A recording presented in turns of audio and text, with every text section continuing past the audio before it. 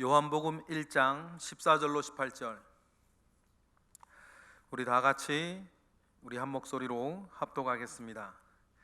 말씀이 육신이 되어 우리 가운데 거하심에 우리가 그의 영광을 보니 아버지의 독생자의 영광이요 은혜와 진리가 충만하더라. 요한이 그에 대하여 증언하여 외쳐 이르되 내가 전에 말하기를 내 뒤에 오시는 이가 나보다 앞선 것은 나보다 먼저 계심이라 한 것이 이 사람을 가리킴이라 하니라. 우리가 다 그의 충만한 데서 받으니 은혜 위에 은혜로라. 율법은 모세로 말미암아 주어진 것이요 은혜와 진리는 예수 그리스도로 말미암아 온 것이라. 본래 하나님을 본 사람이 없으되 아버지 품속에 있는 독생하신 하나님이 나타내셨느니라. 아멘. 우리가 에스겔서를 묵상을 하고 요한복음을 이어 묵상하는 것이 참 이어지는 은혜가 큰 것 같습니다. 에스겔 마지막 절에 그 성을 가리켜 여호와 샴마라 할 것이다. 여호와 샴마, 하나님이 그곳에 계신다. 좀 더 정확하게는 마라는 단어가 어디로 향하여라고 하는 전미사 같은 거니까 하나님께서 그곳으로 가신다, 그런 뜻도 되겠죠. 하나님께서 거기에 계신다라고 하셨으니 우리 예수 그리스도께서 계셨던 그곳 여호와 샴마가 진정으로 이루어지고 성취되어진 것이 바로 우리 엊그제부터 읽고 있는 요한복음의 현장이 아닌가 생각을 합니다.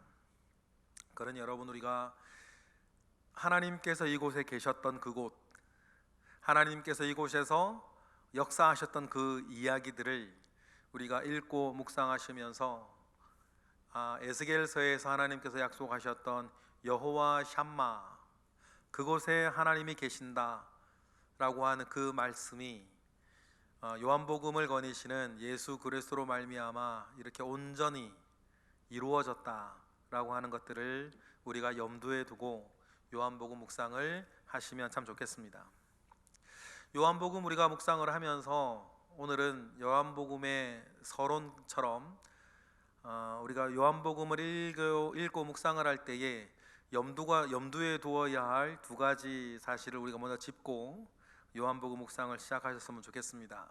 첫 번째는 뭐냐면 사도 요한, 그는 어떤 사람이었는가, 그 사도 요한에 대한 이야기들을 우리 잠시 좀 나누고, 그런 사도 요한이 예수 그리스도의 행적을 기록하였지만 1차적으로 그것은 자기 자신에 대한, 또 주변 성도들에 대한 자기의 참 회록이었다는 사실들을 우리가 기억을 할 것입니다.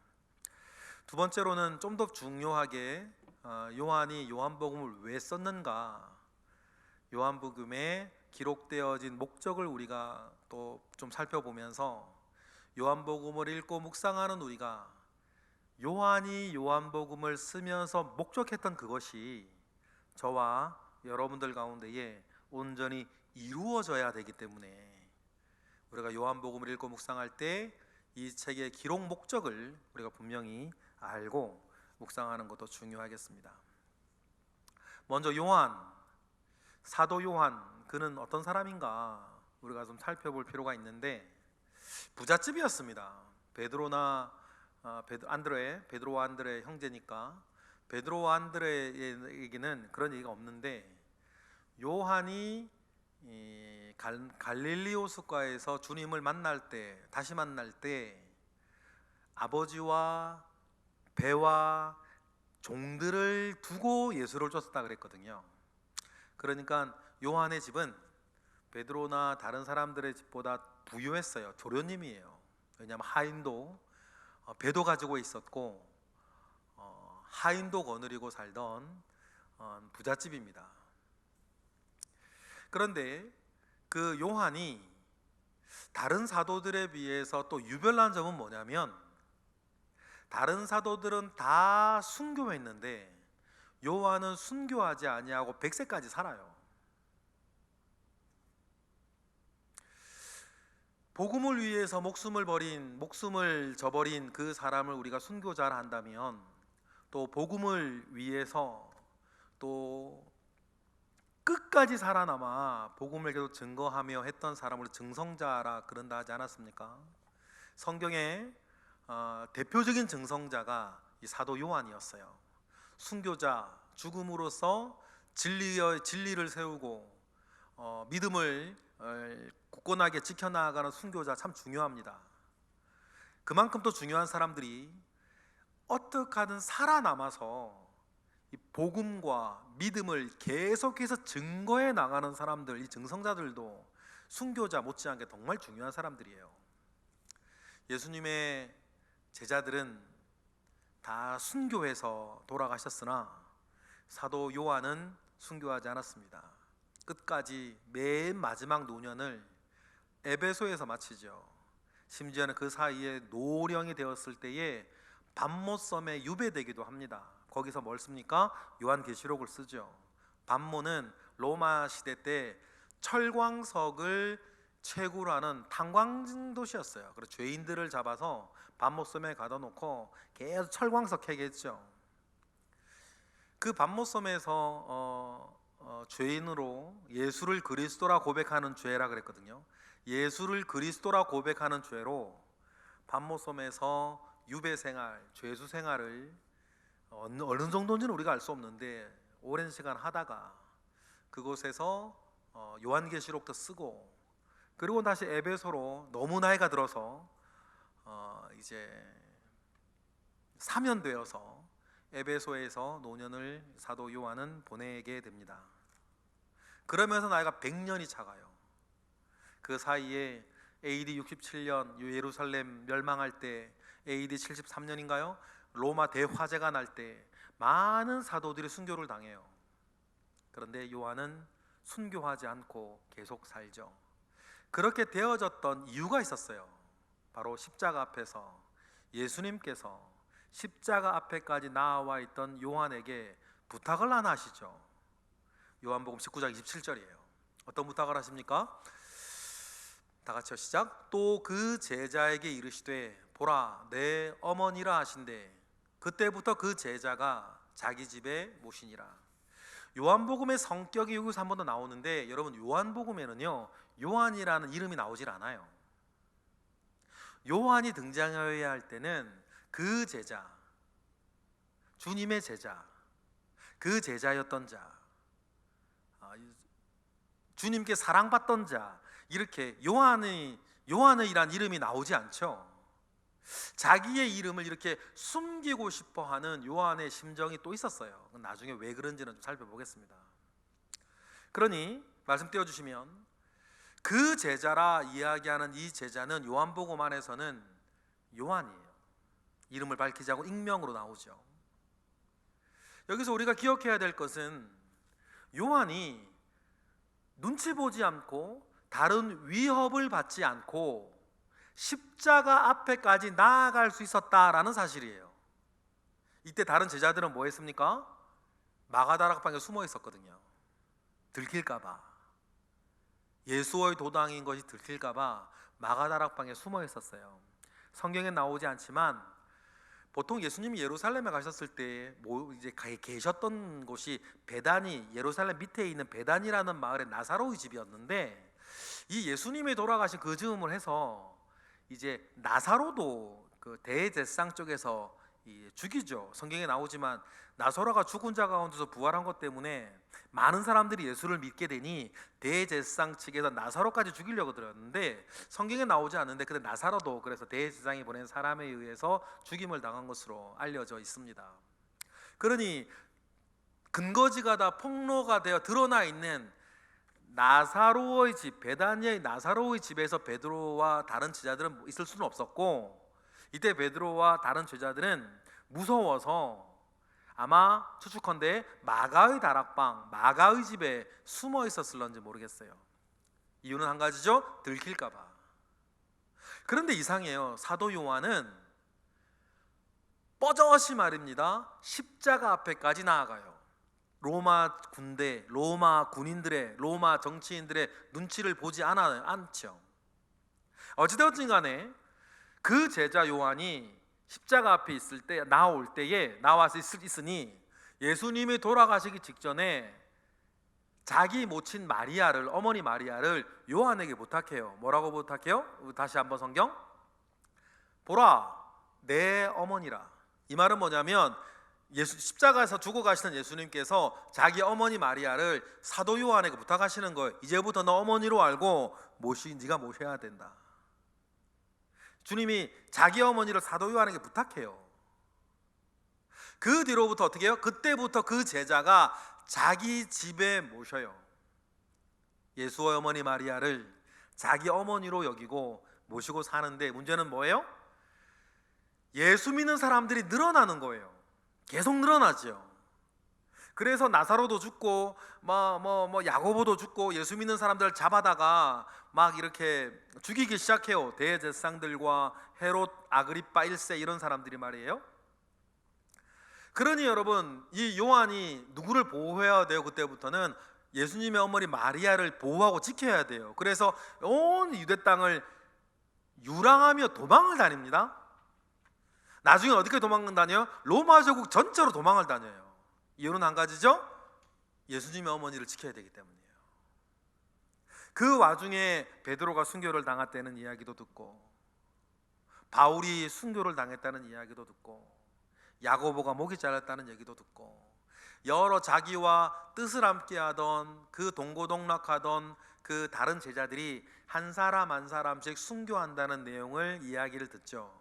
그래도 요한은 나서서 복음을 전할 수도 없었고 나서서 순교할 수도 없었고, 그 소식들을 지켜보면서 요한은 증성자로서 버텨내야 되는 삶이 순교자 못지않게 정말 힘들었을런지도 모르겠어요. 그런데요, 이 요한은 또 이런 특징도 있었어요. 예수님이 겟셀마네 동산에서 잡혀가시던 때예요. 그때 잡혀가시니까 베드로와 또 다른 제자가 예수님을 뒤따르죠. 요한복음 18장 15절. 여러분 아시겠죠? 그럼 베드로는 이름이 나오는데 또 다른 제자라가 이건 요한인 거예요. 요한복음에서 요한이에요. 그러면 읽어보시겠습니다. 시작. 시몬 베드로와 또 다른 제자 한 사람이 예수를 따르니 이 제자는 대제사장과 아는 사람이라 예수와 함께 대제사장의 집에 들어가고. 그런데요, 로마 제국의 눈치도 보지 않던 이 요한은 대제사장과도 아는 사람이래요. 겟셀마네 동산에서 예수님이 잡혀서 불법의 재판을 대제사장 집에서 한밤에 받게 될 때에 다른 복음서를 보면 멀찍이 떨어져 시몬 베드로는 갔겠죠. 그런데 다른 제자 요한은 예수를 따라가요. 함께 가죠. 그리고는 대제사장과 아는 사람이라 예수와 함께 대제사장의 집에 들어가요. 그때의 그 대제사장 집에는 재판이 열릴 그때에는 아무나 들어갈 수는 없었고 재판에 허락되어진 사람만 들어갈 수 있었는데, 거기에 요한은 뭐예요? 구애받지 않고 출입할 수 있는 사람이었어요. 베드로는 못 들어갔죠. 그런데 다음 절에 보면 이 요한의 힘이 이 정도까지 돼요. 16절. 베드로는 문 밖에 서 있는지라 대제사장을 아는 그 다른 제자가 나가서 문 지키는 여자에게 말하여 베드로를 데리고 들어오게 갈 정도였어요. 그래서 못 들어오고 문 밖에 서서 기다리고 있는 베드로는 안뜰어 들어와서 주님을 부인하는 일들이 그래서 벌어지게 되는 거죠. 그런데 여기서 우리가 주목하고 싶은 건 베드로가 아니라 요한이에요. 자기는 대제사장과 알아서 대제사장 집에 눈치 안 보고 들어갈 수도 있었고, 문지기 여인에게 명령해서 베드로를 집으로 들어오게 할 수 있는 힘도 있었어요. 그러니 요한은 아주 신비로운 신비에 쌓여 있는 사람이에요. 사도 요한이 맨 처음 누구의 제자로 성경에 등장합니까? 세례 요한의 제자로 등장해요. 세례 요한의 제자로 요한이 세례 요한 옆에 이렇게 있다가 세례 요한이 한마디 하지 않습니까? 세상죄를 지고 온 어린 양이라. 그 말은 뭐냐면 이제부터 너희들은 나 따르지 말고 세상죄를 지고 하는 어린 양을 따르라는 말이었거든요. 그래서 요단강변에서 요한은 세례 요한의 제자였다가 최초 예수님을 만나요. 그러면 그때부터 또 예수님의 제자로 살죠. 사도 요한은 세례 요한의 제자기도 했고 예수님의 제자기도 했고 로마 제국과도 통하는 사람이었고 대제사장과도 연이 닿는 사람이었단 말이죠. 그럼 도대체 그 요한은 어떤 사람이냐? 참 신비에 쌓여있는 사람인데 아마 요한은 언제 어디서 어떻게 상황이 바뀌어도 그 편이 될 수 있는 사람인 것 같아요. 갈릴리 집도 부자고 아마 요한은 추측하기는 여기도 추측인데 아마 대제사장 측에서 어떤 세례 요한이 막 유명해지니까 어떤 사람인지 한번 알아보고 알아봐라 이제 첩자처럼 옆에 딱 붙여놓고 그가 무슨 일을 하는지 어떻게 하는지 어떤 일을 벌이는지 우리에게 다 알리라고 대제사장 쪽에서 심어놓은 첩자가 아닌가 싶어요. 그리고 어느 날 세례 요한이 예수님을 따르라고 하니 예수님을 따라 가기도 하죠. 그러면서도 계속 이 예수라는 사람을 중심으로 어떤 일이 벌어지는지 대제사장 쪽에 연락을 주고받았을런지도 모르겠어요. 역사에는 만약이 없지만 만약에 가룟 유다가 예수님을 배반하지 않아야 했더라면 이미 준비된 배신자는 있었죠. 누구의? 사도 요한이었어요.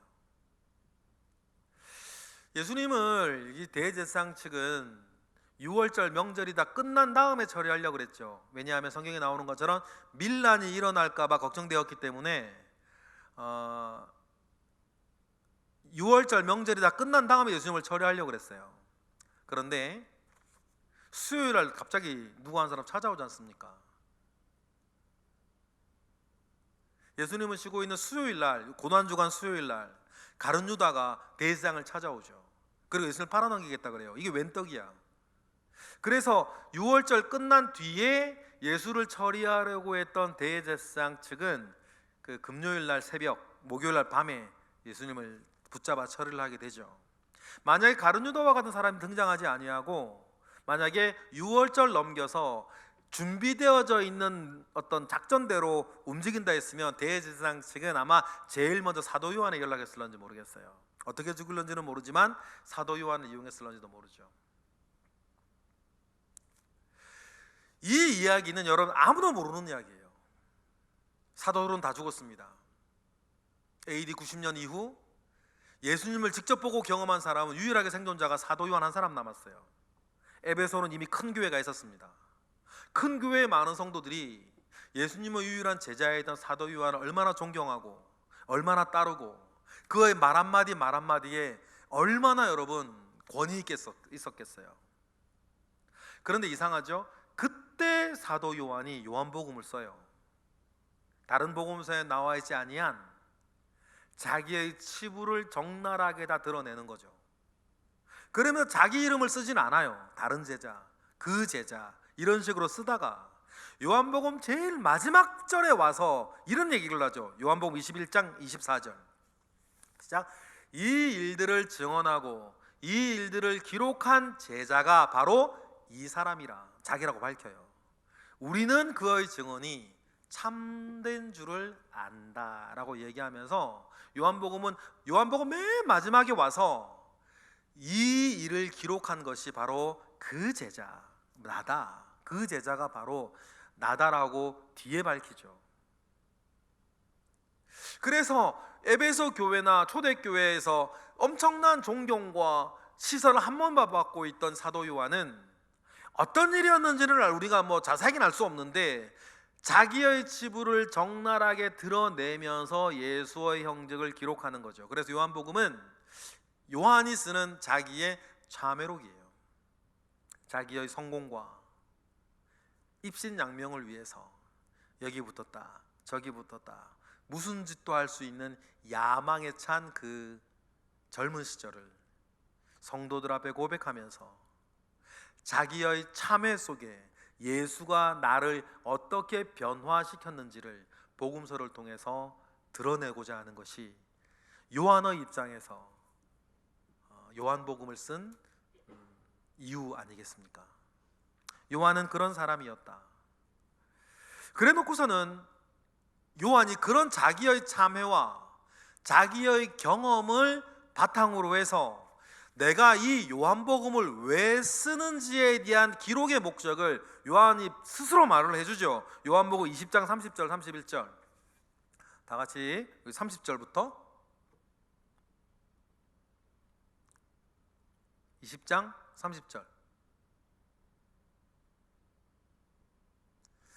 다 같이 읽어볼까요? 나왔습니다. 다 같이 시작. 예수께서 제자들 앞에서 이 책이 기록되지 아니한 다른 표적도 많이 행하였으나 31절 오직 이것을 기록함은 너희로 예수께서 하나님의 아들 그리스도이심을 믿게 하려 하며 또 너희로 믿고 그 이름을 힘입어 생명을 얻게 하려 함이라. 이것이 요한이 밝히는 요한복음의 기록 목적이에요. 한글에는 기록되어져 있지 않는데 믿게 하고 두 번이 나오는데 문법이 좀 달라요. 그래서 요한복음을 그 문법에 따라 좀 읽으면 오직 이것을 앞에 30절에는 예수님 행한 것들이 되게 많은데 그 중에서 이것만을 내가 기록하는 이유는 예수께서 하나님의 아들이심을 너희가 안 믿던 사람들이 믿게 하는 것, 단회적인 표현이고, 또 믿는 사람들에게 뭡니까? 너희로 또 믿고 그 이름에 힘입어 생명을 얻게 하려 함이라. 이 두 번째 믿고는 뭐냐면 믿는 사람들이 예수를 더 잘 믿고 계속 믿고 믿음이 더 성장하도록 그 목적으로 요한복음은 기록되어졌다. 그럼 여러분 요한복음 기록목 두 가지, 예수 안 믿던 사람들이 예수 믿게 하고, 두 번째 목적, 예수 믿는 사람들이 예수님을 더 잘 믿게 하기 위해서 생명에 이르기까지 그 목적으로 요한복음이 기록되어졌다는 것을 여러분 꼭 기억하시기를 원해요. 이래서 여러분 요한복음이 여러분 우리가 묵상하는 데 중요해요. 여러분들 가운데 불신자는 없으니까. 그런데 여러분 만약에 이 사람 예수 믿게 하고 싶다, 저 사람 예수 믿게 하고 싶은데 나는 전도 잘 못하겠고 또 이렇게 잘 못하겠어 어떡하지? 라고 하면 여러분 가장 손쉬운 방법은 요한복음을 읽게 하는 거예요. 왜냐하면 요한복음은 예수 안 믿는 사람들에게 뭐 하기 위해서? 예수 믿게 하려고 쓴 책이니까, 기록 목적 자체가. 그래서 여러분 요한복음에는 예수님의 출생, 동방박사, 목자 얘기 그런 얘기들 없어요. 처음부터 요한이 가지고 있던 예수에 대한 신학, 그는 말씀이셨고 말씀이 우리 가운데 거하셨다, 그를 본 자는 하나님을 본 것이다 라고 하면서 이제 100년이 지난, 근 100년이 지난 뒤에 사도 요한이 자기의 신학을 정리해 놓은 것이 요한복음의 서론으로 되어 있어요. 그래서 예수님의 출생에 헤롯 그때 어땠고 동방박사가 어땠고 목자가 어땠고 그런 얘기는 없어요. 하나님을, 눈에 보이는 하나님이신 예수를 소개하고, 그러면서 믿지 않는 사람들이 예수 믿게 하는 거, 그게 첫 번째 목적이었다 그랬죠. 두 번째 목적은 뭐라고 그랬습니까? 저나 여러분들처럼 이미 예수 믿는 사람들이 뭐하게? 더 예수 잘 믿게 하기 위해서 요한복음을 썼다. 그럼 여러분 우리가 예수님을 더 잘 믿기 원하고 더 알기를 원하고 영적으로 풍성해지기를 원하고 생명을 얻게 하기 위해서 요한복음 묵상이 필요하다. 여러분 우리의 믿음은 여러분 여러 부침과 여러 승리의 증거들을 통해서 여러분 우리의 믿음은 늘 연단되고 더 자라가야 될 줄로 믿습니다. 그런데 우리의 믿음이 더 성장하려면, 더 성숙하려면 그 일을 위해서 요한은 요한복음을 썼다. 여러분 우리의 믿음이 성장하는 것, 더 커지는 것이 왜 중요합니까? 믿음이, 이 믿음의 크기와 이 믿음의 수준이 바로 내 수준이기 때문이에요. 우리가 신앙생활 하다 보면 얼마나 은혜가 충만할 때도 있고 그 믿음으로 모든 것들을 덮어가면서 어려움도 있고 고민도 있고 환난도 있고 고통거리들도 있으나 여러분 중요한 건 뭐예요? 내 믿음이 견실하면 그 모든 것들이 문제가 되지 않은 걸 여러분 아실 거예요. 그런 경험들도 있으시거든요. 이런저런 고민거리도 있고 고통거리도 있고 어려움도 있는데 내 믿음이 하나님 아버지 앞에 굳건하면 그것이 문제가 되질 않아요. 그런데 우리가 영적으로 메말라가거나 믿음이 떨어지고 이러면 예전에는 괜찮았던 문제들이 문제가 되기 시작한단 말이에요. 그래서 제가 여러분들에게 종종 드리는 말씀 중에 하나가 뭐예요? 문제가 아니고 사실은 내 믿음이 문제지. 문제가 아니고 그 문제까지도 괜찮아지게 만들 수 있는 내 믿음의 능력, 내 믿음이 문제인 거예요. 그래서 문제는 내 수준이라 그러잖아요. 문제는 내 수준이다. 어떤 수준? 내 믿음의 수준. 지금 믿음에서 여러분, 우리가 한 발만 더 성장하시면 지금 나에게 문제가 되는 것들이 문제가 되지 아니한 줄로 믿습니다. 그런 경험을 우린 가지고 있어요. 그런 경험, 저도 저만 하더라도 이 말입니다. 지금 이게 수요 예배가 아니라 만약에 부흥회고 수련회 자리면 잘 간증할 수 있지. 그때 많이 드렸던 게 우리 집, 제가 초등학교 3학년 때 우리 집 한 대밖에 없는 자전거 얘기도 하고 말이에요. 제가 어느 교회에서 결혼할 때 막 전세 보조금 띄려고 할 때 말이에요. 그때 얘기도 할 수 있고 말이에요.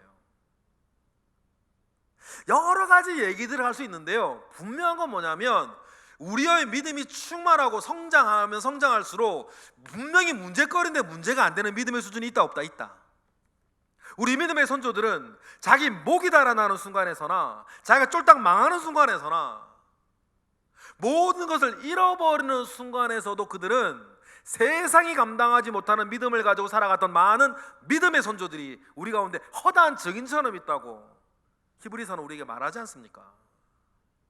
그러니 여러분, 우리가 문제를 집중하지 않고 문제의 원인을 집중하지 않고 그 사람을 집중하지 않고 문제는 문제가 아니라 내 믿음이 문제다라고 하는 것들을 기억을 하시고 우리가 더 큰 믿음, 더 좋은 믿음, 더 성장한 믿음을 가지는 데에 꿈을 가지시고 뜻을 가지시고 그 일을 위해 열중하시는 저와 여러분 되시기를 원해요.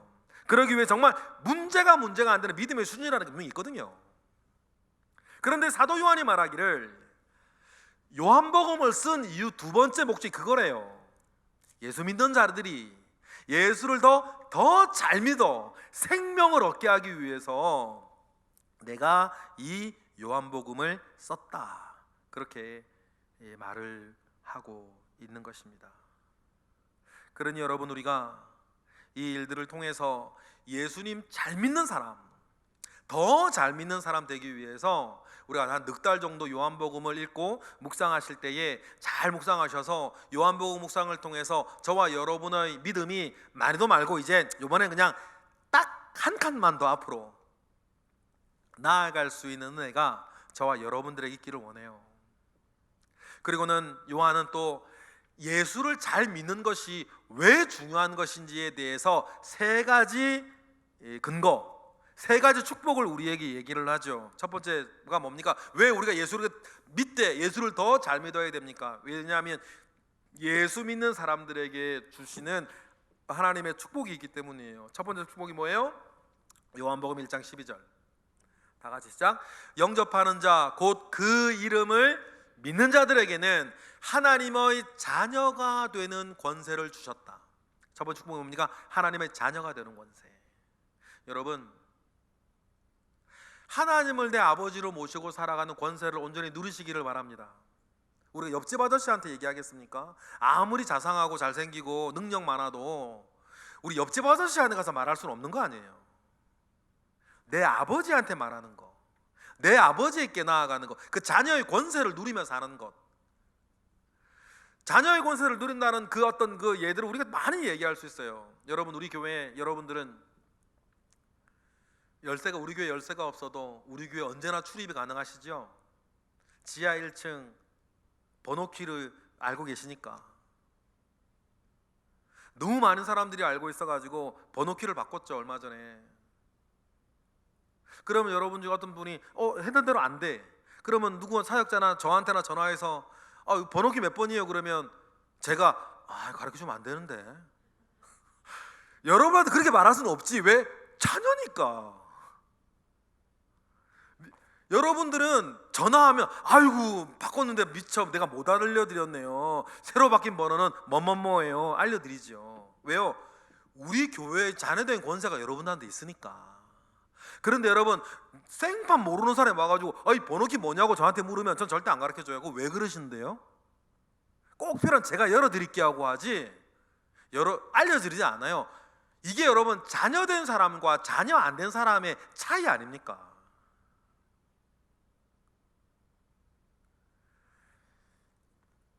고등학교 1학년인 제 딸내미 서남이가 2020년까지 한 달 용돈이 13만 원이었거든요. 되게 쪼들렸던 모양이에요. 쪼들리지 뭐. 이렇게 다니는데 13만 한 달에 쓰면 어떻게 뭐 그러겠어요. 교통만 해도 얼만데. 그리고 저희 집은 연말이 되면 그 용돈 협상을 해요. 1년치. 근데 이번에 서남이가 준비를 승현옥자매 도움을 받아와가지고 용돈 기획서를 엄청 잘 만들어 왔더라고. 그래서 나한테 이만큼의 돈이 필요하다고 쫙 리스트를 뽑아가지고 오는데 이걸 어떻게 7만 원이나 올려가지고 승현옥자매 좀 받아내야 될. 그래서 그런데 여러분, 아무리 그래도 여러분 딸이 아버지한테 말할 수 있는 거죠. 그걸 뭐라고? 자녀된 권세라고 말하는 거죠. 아무리 인자하고 자상해도 서남이가 이영우 목사님네 가서 말할 수는 없는 거 아니야. 용돈 달라고, 올려달라고, 그거 당당하게. 이게 뭐예요 여러분? 자녀됨의 권세예요. 여러분, 우리가 간구할 때, 기도할 때 여러분 우리가 기억해야 되는 건, 여러분은 하나님의 자녀된 권세가 있다는 것을 기억하시기를 원해요. 예를 들어 기도를 한다, 뭐를 한다 할 때 여러분 이것이 옳다, 이것이 그르다 뭐 말할 수 있습니다. 그런데 여러분, 저는 그런 마음이 있어요. 우리가 생각하기 이것은 옳고 이것은 그런데 이거보다 더 우선되는 것은 여러분들에게는 자녀의 권세예요. 정다은 목사님이 저기 와가 용돈 달라고 그러진 않을 거 아니에요. 그건 도리가 아니지. 근데 선함을 할 수 있는 거죠. 옳고 그름과는 상관없이, 지금 제 예를 들어 경제적 볼륨이 어느 정도라는 건 상관없이 그 친구는 옳고 그름을 떠나서 자녀된 권세로 말할 수 있는 거겠죠.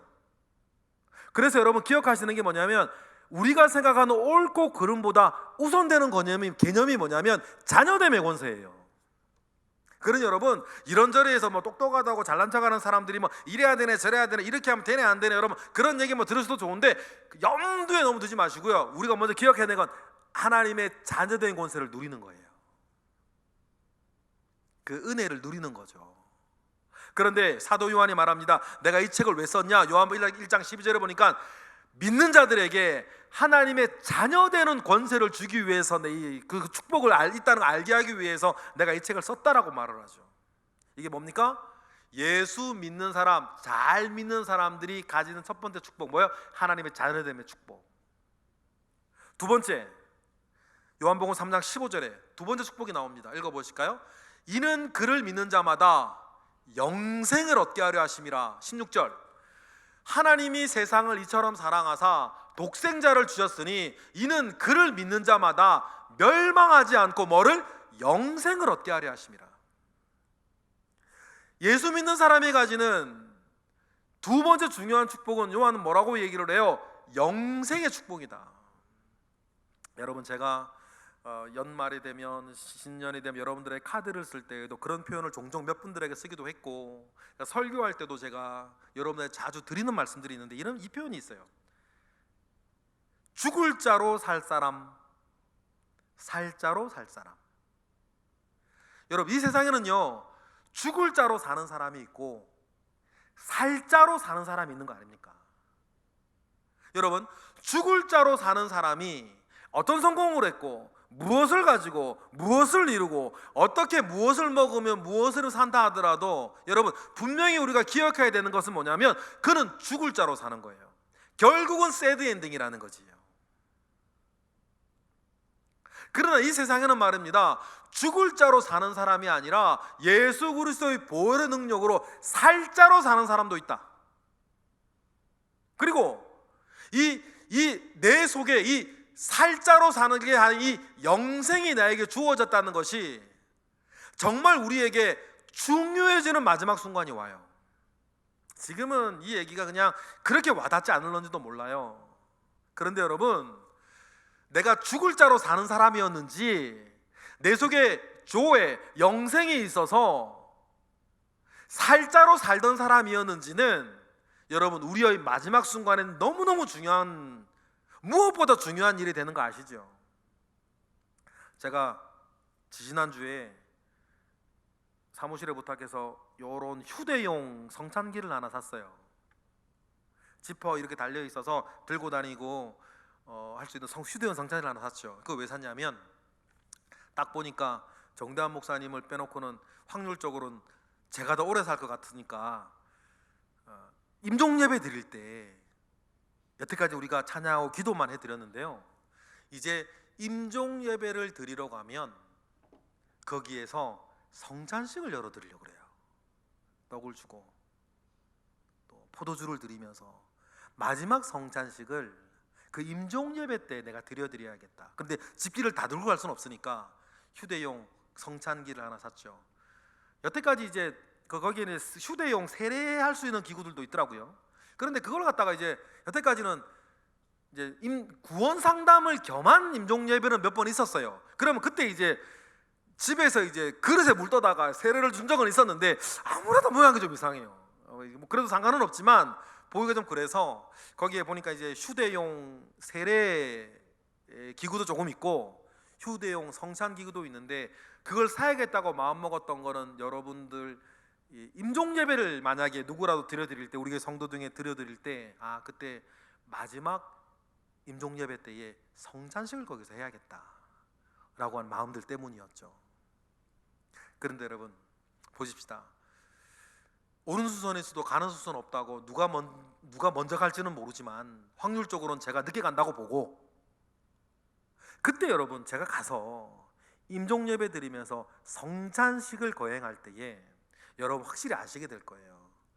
내 속에 믿음이 있고, 이 믿음으로 말미암아 영생이 있고, 이 영생으로 말미암아 하늘에 소망이 있는 자, 살자로 내가 살아왔던 것들에 대해서 정말 감사하게 되실 거예요.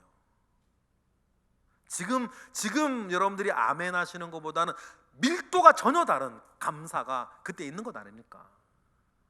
근데 그 영생을 어떻게 주셨다? 요한복음은 예수 믿는 사람에게 주셨다. 그 세 번째는 뭐예요? 3장 18절에 보니까 그 영생을 가진 사람은 뭐도 받지 않는다? 심판도 받지 않는다. 다시 같이 읽어보겠습니다. 시작. 그를 믿는 자는 심판을 받지 아니하는 것이요, 믿지 아니하는 자는 하나님의 독생자의 이름을 믿지 아니하므로 벌써 심판을 받은 거다.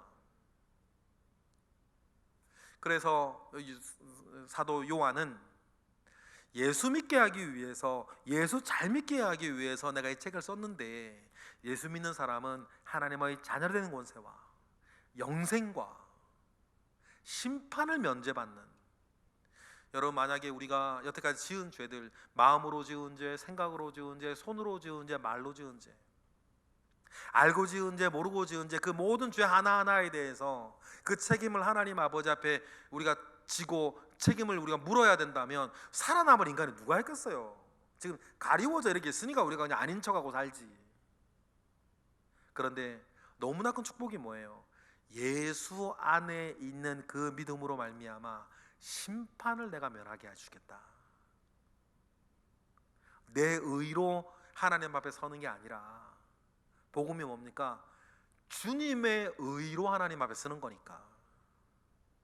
여러분 이 복음의 도가 정말 잘 깨달아지셨으면 좋겠어요. 내 의로 하나님 앞에 서는 게 아니라 주님의 의로 하나님 앞에 선다는 거. 그래서 그 은혜에 감사하고 예수 앞에 우리가 무릎을 꿇는 거 아니겠습니까? 사도 요한은 말합니다. 이 세 가지 축복을 얻는 예수 믿는 사람이 되어지기를 원한다. 그러니 여러분 이 세 가지 축복을 온전히 누리시고, 이 세 가지 축복 위해서 여러분 우리가 지금 예수 믿는 우리들은 예수 더 잘 믿어서 자녀의 권세도 더 잘 누리고 영생도 더 잘 누리고 심판을 면제받은 그 은혜도 더 잘 누리는 은혜가, 그 자유와 능력이 우리 가운데 있기를 주님의 이름으로 축복합니다. 이게 뭡니까? 예수 잘 믿는 사람들이 땅 가운데, 더 잘 믿는 사람들이 땅 가운데 누리는 축복 아니겠어요? 그 일을 이루기 위해서 사도 요한은 말씀이 육신이 되어 이 땅 가운데 임하셨다라고 얘기를 해요.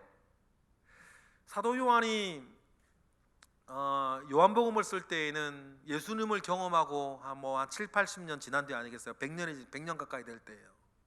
그러면 우리도 지금 여러분이나 저나 5, 60년 신앙생활 잘 오셨는데, 사도 요한이 근 100년을 이렇게 예수님을 향한 신앙생활에 오면서 자기에게 내려진 예수에 대한 신앙적 결론이 어떻겠어요? 그 결론을 사도 요한이 요한복음 1장, 구성으로는 요한복음 서론이지만 내용적으로는 사도 요한의 신학적 결론을 1장에 넣어놨어요. 그 결론 가운데 우리가 참 유명하게 아는 게 뭐예요? 예수님은 누구셨다? 말씀이셨고, 말씀이셨는데 그 말씀이 우리 가운데 거하셨고, 그로 말미암아 지어지지 아니한 것이 없었다. 그는 창조주셨다. 그 얘기를 하는 거예요. 그럼 오늘 14절에도 그 말씀을 이어서 하는 거 아닙니까? 14절, 예수에 대한 요한의 신학적 결론이 뭐예요? 읽어보실까요? 14절 시작. 말씀이 육신이 되어 우리 가운데 거하심에 우리가 그의 영광을 보니 아버지의 독생자의 영광이요 은혜와 진리가 충만하더라. 할렐루야. 여러분, 말씀이 육신이 되어 우리 가운데 거하셨다. 우리 가운데 거하셔서 우리는 어떻게 할 수 있었냐? 요한 1서에 보니까 이렇게 얘기를 했죠. 요한 1서 5장 13절에, 요한 1서 1장 1절이네요. 다 같이 읽어볼까요? 시작. 태초부터 있는 생명의 말씀에 관하여는 우리가 들은 바요, 눈으로 본 바요, 자세히 보고 우리 손으로 만진 바라. 말씀을 말입니다. 생명의 말씀을 귀로 들었다면 말이 되는데, 우리가 들은 바요, 그뿐만 아니라 눈으로도 말씀을 보았고, 그 말씀을 더 어떻게 해요? 손으로도 만졌대요. 이게 여호와 샴마의 성취 아니겠습니까? 하나님이 그곳에 계신다. 말씀이 육신 가운데 우리 가운데 거하셔서 우리가 듣기도 하고 보기도 하고 눈으로 만지기도 했다. 성지순례 여러분 가보시면 정말 가슴 벅차는 순간이 뭐냐면 우리가 성경에서 읽었던 예수님이 거니셨던 그 길 말이에요. 그곳 말이죠. 우리는 예수님이 거기를 거쳐 지나가시고 한참 뒤에 따라가도 그렇게 은혜가 많은데, 예수님이 그곳에 계시고 먹고 주무시고 동가동락하던 그 시대를 기억하는 요한은 얼마나 가슴 벅찼겠어요. 그리고 예수님에 대해서 그는 말씀이셨다. 그 말씀, 모든 것을 창조한 말씀이셨고, 그 말씀이 눈으로도 보고 손으로도 만져지는 그 말씀으로 육신이 되어 우리 가운데 거하셨다. 그리고 내가 그 영광을 보니, 영광이라고 독사자라고 하는 말은요, 그것이라고 말하는 것이에요. 사과를 보고 영광을 누린다는 것은 뭐냐면 사과 보고 사과라고 말하는 것이죠. 이 물잔 보고 영광을 누린다는 말은 뭐냐면 물잔 보고 물잔이라고 말하는 것이죠. 왜 그럼 우리가 예배 때 하나님께 영광을 돌린다 그러니까? 예배 때 하나님을 하나님이라고 고백하니까. 돈을 드리고 시간을 드리고 내 몸을 드리고 마음을 드리고 믿음을 들여서 하나님을 하나님이라 말하는 게 영광이거든요. 그 말, 우리 가운데 말씀이 육신에 우리 가운데 거하셨는데 보니까 이 영광은 어떤 영광이요? 아버지의 독생자의 영광이래요. 독생자라고 번역된 모노게네스, 유일하신 자, 아버지의 유일하신 자의 영광인데, 그 영광의 내용을 보니까 뭐예요? 은혜와 진리가 충만한 분이더라. 은혜와 진리라고 하는 표현은 요한복음에만 딱 2번 나오는 표현인데 우리가 참 유명한 표현이 됐죠. 왜냐하면 큰 유명한 교회가 은혜와 진리 교회가 있어가지고 우리가 유명하게 됐는데, 사실 성경에 은혜와 진리가 많이 나오는 표현은 아니에요. 요한복음에 2번 나와요. 오늘 본문에 다 나오죠. 그게 14절에 은혜와 진리, 11절에도 은혜와 진리. 우리 묵상할 볼 필요가 있어요. 요한이 예수님을 예수님이라 보고 영광을 보니까 그 영광의 내용은 은혜요 진리더라. 왜 은혜고라 말하고 왜 진리라고 말할까? 그것을 이제 우리가 4개월 동안 요한복음을 묵상해가면서 느끼셔야죠. 아, 왜 요한은 예수님을 독사조 했을 때, 예수님을 예수님이라고 말할 때 그 내용을 은혜요 진리라고 말했을까? 만약에 우리가 사도 요한의 경지까지 예수님에 대한 이렇게까지 딱 도달한다면 이 은혜와 진리였다라고 하는 그 말이 무슨 말인지 사도 요한처럼 받아들여지는 때가 오겠죠. 그래서 일단 우리는 시간 관계상도 그렇고 주님의 영광을 보니까 은혜와 진리더라. 그리고 15절 16절에 보니까 예수님을 믿게 하기 위해서 요한복음을 썼는데, 예수님을 믿게 하는 데에 불쏘시개처럼 먼저 쓰여진 사람이 한 사람이 있었는데 누구였다? 세례 요한이었다. 그리고는 18절에 보면 자기가 말씀이 육신이 되어서 이 땅 가운데 계신 예수님을 본 것을 사도 요한은 이렇게 또 표현을 해요. 18절 읽어보겠습니다. 시작. 본래 하나님을 본 사람이 없으되 아버지 품속에 있는 독생하신 하나님이 나타내셨느니라. 다시 말하면 쉽게 말 이거죠. 예수님은 눈에 보이는 하나님이셨다, 그 말이에요. 태고로 하나님을 본 사람이 없고 하나님을 보면 죽는다 그랬는데, 은혜와 진리 대신 눈에 보이는 그 하나님을 자기는 보았고 만졌고 들었고 함께 살아왔다. 그래서 내가 요한 1서에 나오죠. 내가 가졌던 그 사귐을 너희들도 사귀게 하여서 너희로 생명이 충만하게 하기 위해서 내가 이 글을 쓴다. 그렇게 해서 사도 요한은 그러한 목적으로 요한복음을 쓰게 됩니다. 오늘 말씀을 우리가 마무리하면서 요한복음이 이제 한 4개월 정도 우리 가운데에 이제 묵상하게 될 것입니다.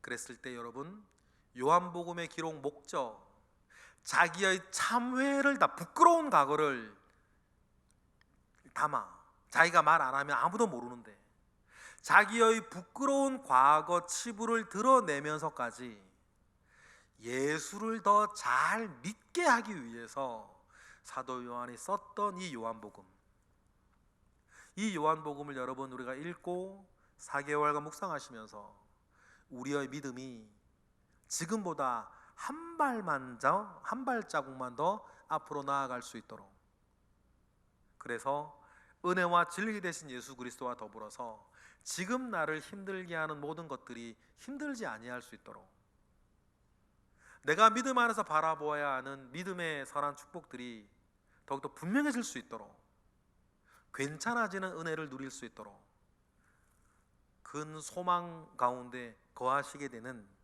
그런 우리의 즐거운 묵상이 되기를 주님의 이름으로 축복합니다. 기도하겠습니다. 할렐루야. 하나님 아버지로부터 말미암아 은혜가 우리 가운데 있습니다. 주여 함께 하시고 가장 귀하고 선한 것으로 우리의 묵상을 채우시옵소서. 그래서 앞으로 우리가 요한복음을 묵상해 나아가는 동안 크신 은혜로 우리를 이끄시옵소서. 예수 그리스도의 이름으로 기도드렸나이다. 아멘.